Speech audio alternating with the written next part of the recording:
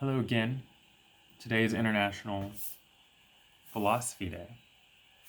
We're getting 2 international days in a row, so that's fun. Well, the videos are in a row, the days themselves are not.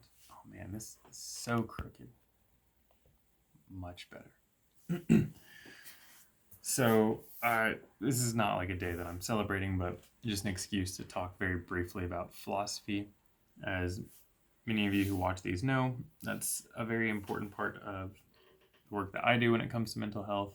Not necessarily that we're reading philosophical books or listening to philosophical talks, but the idea of meaning and purpose and beliefs.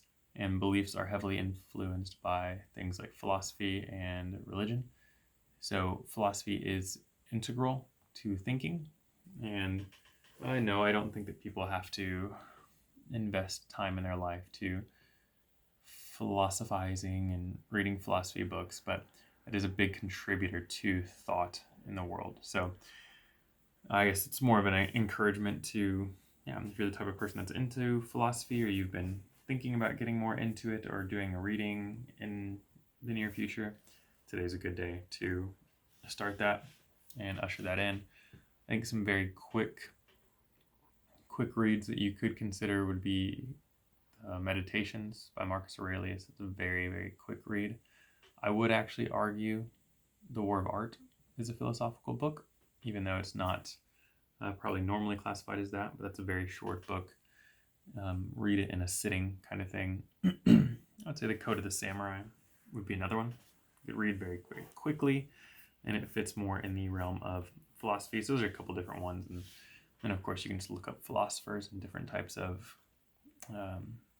philosophies and dive in and see where it takes you. But it's a rabbit hole if you want to go that route. It also doesn't have to be an overly involved process. It can be a casual thing. So understanding how philosophy does affect mental health, I think, can be important.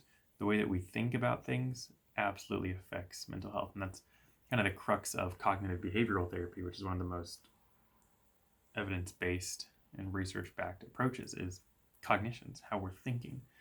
And it's amazing how much of a difference that can make. And I know some people criticize overthinking and, we're hyper rationalizing and thinking about thinking, and it's too meta and doesn't make sense. But the reason why I think that it does make sense for a lot of people is because we're thinking creatures. Humans think. So other animals and creatures just kind of live their day and they go about. They don't think the way that we do. So because we think, it opens up the ability to have that go in the wrong direction. And so when we have thinking, we have to develop ways of thinking to create safety and structure and order in the same way that we feel, or any animal that needs to eat. Well, if you have a proclivity towards food, then you have to develop ways to obtain that. And so we think about things and we make cognitive decisions. We have a part of our brain that is developed to think through things and make decisions. Therefore, ways of doing that now become important, if that makes sense. So just something to consider as to why philosophy can be important, and different personalities and different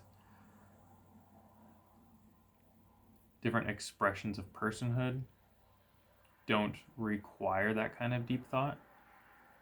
But at the end of the day, I think to progress further in life, we need people who are really thinking about these things and helping other people who struggle with what they're thinking and what they're viewing of the world, and how they're reconciling their experience with what they've been told or what they believe. So take the day to think about stuff, read some philosophy, and maybe try and get a better understanding of your own thoughts and the world around you. So happy International Philosophy Day to anyone who sees this and is, wanting to enjoy the art of philosophy.